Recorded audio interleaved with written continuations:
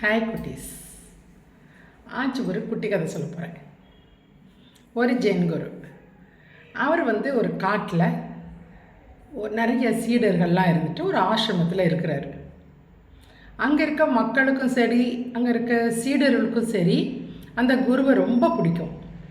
ஏன்னா அவர் எல்லாத்தையும் அன்பாக இருக்கிறத விட ரொம்ப எளிமையாக இருக்கார். ரொம்ப சிம்பிளாக அவர்கிட்ட போய் பழகிறதுக்கோ பேசுகிறதுக்கோ ரொம்ப ஈஸியாக இருக்குது. அவருடைய பிஹேவியர்ஸ், அவரோட பழக்க வழக்கங்கள்லாம் ரொம்ப எளிமையாக இருக்குது. அதனாலேயே எல்லாருக்கும் இந்த குருவை ரொம்ப பிடிக்கும். அப்படி இருக்கும்போது ஒரு பூனை பக்கத்து கிராமத்துலேருந்து தப்பி தவறி வழி தப்பி நேராக ஆசிரமத்துக்கு வந்துருச்சு. ஆசிரமத்துக்கு வந்தோடனே குரு எடுத்து அதுக்கு சாப்பாடெலாம் போட்டு வளர்க்க ஆரம்பிச்சிட்டாரு. அங்கே இருக்க சீடர்கள் எல்லாருமே அதுக்கு சாப்பாடு போட, அது விளையாட, கொஞ்சம் செல்லம் கொஞ்சம் இப்படியே இருக்கிறாங்க. அந்த பூனைக்குமே இந்த ஆசிரமம் ரொம்ப பிடிச்சி போச்சு. ஆஹா, நமக்கு சாப்பாடு கிடைக்கிது, விளையாடுறதுக்கு ஆள் இருக்கணும்னு அது என்ன பண்ணிருச்சு, ரொம்ப சேட்டா பண்ண ஆரம்பிச்சிருச்சு. குரு தியானத்தில் உட்கார்றாருன்னு வச்சுக்கோங்க, மேலே ஏற, மடி மேலே ஏற அவரை டிஸ்டர்ப் பண்ணிகிட்டே இருக்கு.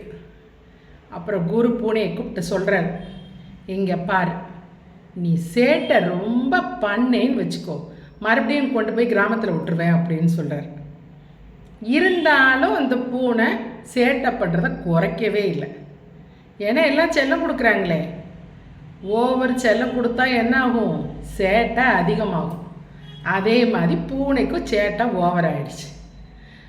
அப்புறம் என்ன பார்த்தாரு குரு, சரி நான் தியானம் பண்ணும்போது இந்த பூனையை கட்டி போட்டுருங்க, கட்டி போட்டதுக்கு சாப்பாடு வச்சுருங்கன்றார். அதே போது எப்பப்போ குரு தியானத்தில் உட்காடுறாரோ அப்போல்லாம் அந்த பூனையை கட்டி போட்டு சாப்பாடு வச்சுருவாங்க. அப்போ பூனைக்கும் ஒரு பயம் வந்துருச்சு, அடடா நம்ம இனிமேல் சேட்டையை குறைச்சிக்கணும், இப்படியே கட்டி போட்டால் என்ன பண்ணுறது அப்படின்னு பூனைக்கும் ஒரு பயம் வந்துருச்சு. கொஞ்சம் கொஞ்சமாக அதுக்கும் சேட்டை கம்மியாகிட்டே வருது. அப்படி இருக்கும்போது குரு ஒரு நாள் என்ன பண்ணுறாரு, சீடர்லாம் கூப்பிட்டு, நான் பக்கத்து நாட்டுக்கு போகிறேன், அதனால் இங்கே எல்லாரும் இந்த ஆசிரமத்தை நல்லபடியாக பார்த்துக்கங்கன்னு சொல்லிட்டு அந்த சீடர்கள்லையே ஒரு ஹெட்டு மாதிரி ஒரு முதன்மை சீடர் அவரை கூப்பிட்டு, நீங்கள் தான் இன்சார்ஜ் பண்ணிக்கணும், இந்த இன்சார்ஜ் அது எல்லாத்தையும் கவனிச்சுக்கணும், இந்த நாட்டு மக்கள், இந்த சுற்றி இருக்க மக்களையும் சரி சீடர்களையும் நல்லபடியாக பார்த்துக்கங்க அப்படின்றார். முதன்மை சீடர் அவரும், நீங்கள் கவலையே படாமல் போயிட்டு வாங்க, நான் பார்த்துக்கிறேன் அப்படின்னு அவர்கிட்ட சொல்கிறார். குரு ஹாப்பியாக கிளம்பி போயிட்டார், ஊருக்கு போயிட்டார். அப்போ முதன்மை சீடர் எப்பயும் போல் தியானம் பண்ண உட்காரும்போது இந்த பூனையை கட்டி போட்டு சாப்பாடு வச்சிடுறாங்க. இப்படியே நடந்துட்டுருக்கு. திடீர் ஒரு நாள் பூனை இறந்து போச்சு. உடனே சீடர்களுக்கு மனசு ரொம்ப கஷ்டமாயிடுச்சுன்னா, ரொம்ப நாள் அவங்க கூட இருந்துச்சா, அதனால் எல்லோரும் ரொம்ப சோகமாயிட்டு பூனையை குழி தோண்டி புதைச்சிட்றாங்க. மறுபடியும் இந்த சீடர் முதன்மை சீடர் தியானம் பண்ண உட்கார்றாரு. அவருக்கு தியானமே பண்ண முடியல, மனசை ஒருமுகப்படுத்தவே முடியல. உடனே ஏன் இப்படி இருக்குது, நமக்கு தியானமே பண்ண முடியலையே அப்படின்னு ரொம்ப கவலைப்படுறாரு. அப்போ அங்கே இருக்க சீடர்லாம் என்ன சொல்கிறாங்க, இல்லை இல்லை, நம்ம குரு இந்த பூனையை இங்கே கட்டி போடுவார், அதனால தான் குருவுக்கு தியானம் பண்ண முடிஞ்சிச்சு. நாங்கள் என்ன பண்ணுறோம், பக்கத்து ஊரில் போய் ஒரு பூனையை பிடிச்சிட்டு வரோம், இந்த தூணில் கட்டி போடுறோம், அப்புறம் பாருங்கள் உங்களுக்கு எப்படி தியானம் பண்ணுறீங்கன்னு அப்படின்னு சீடர்லாம் சொல்கிறாங்க.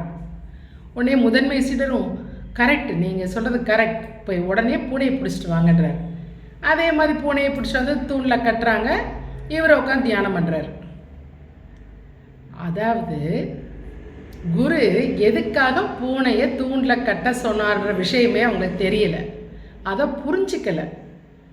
அப்படி தானே, குரு தியானம் பண்ணும்போது அது விளையாடுது, தொந்தரவு பண்ணு தான் கட்ட சொன்னார்.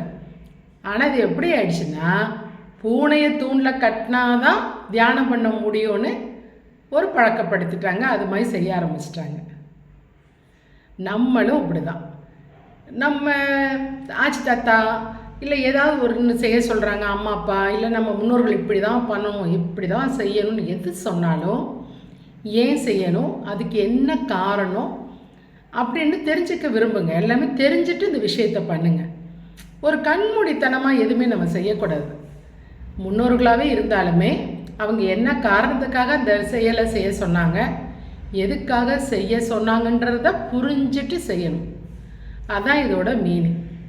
சரியா? நீங்களுமே குட்டீஸ் வந்து எதுனாலுமே அதோட காரணம் காரியம் தெரியாமல் செய்யாதீங்க, புரிஞ்சுட்டு செய்யுங்க.